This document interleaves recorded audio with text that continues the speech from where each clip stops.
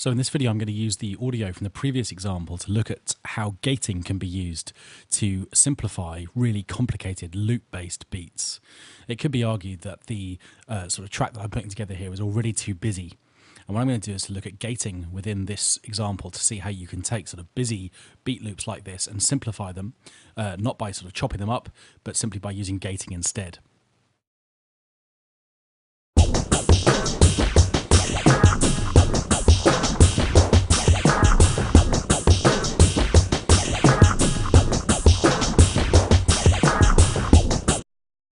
So just to remind you, that's the beat loop that we're working on. And what I'm going to do first of all is to look at working with this trigger part. Now what I've done is to program a separate little trigger part over here, which is just playing back on a rimshot sound from the EXS24.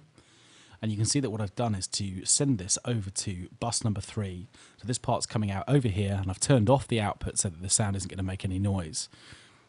So there's the trigger playing, and it's just playing sort of in the background, ready to be used in some capacity. So what I'm then going to do is to take the other elements within this loop.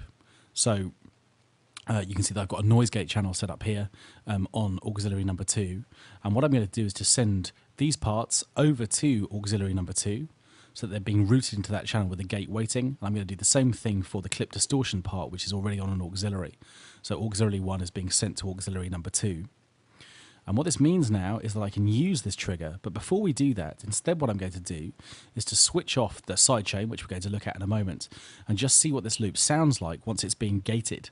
So this is just kind of straight gating now, and what I can do is to adjust the threshold level to set how much gate comes in.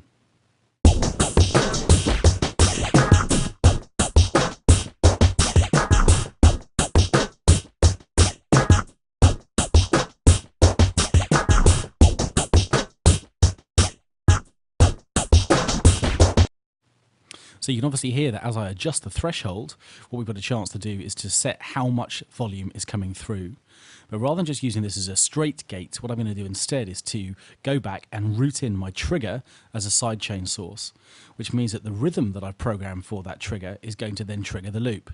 So it's coming in from bus number 3, the noise gate's on bus number 2, and all the parts are being sent there. Let's hear that.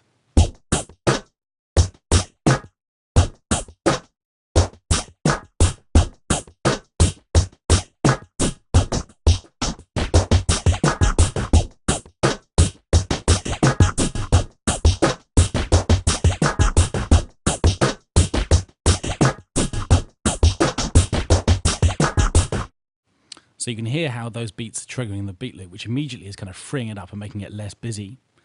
And of course what I can do as well, if I want to, is to automate changes to this gate loop. So you can see that first of all, I've got this release value, and obviously that's how long it takes for the sound to recover from each gated chop. Let's automate that.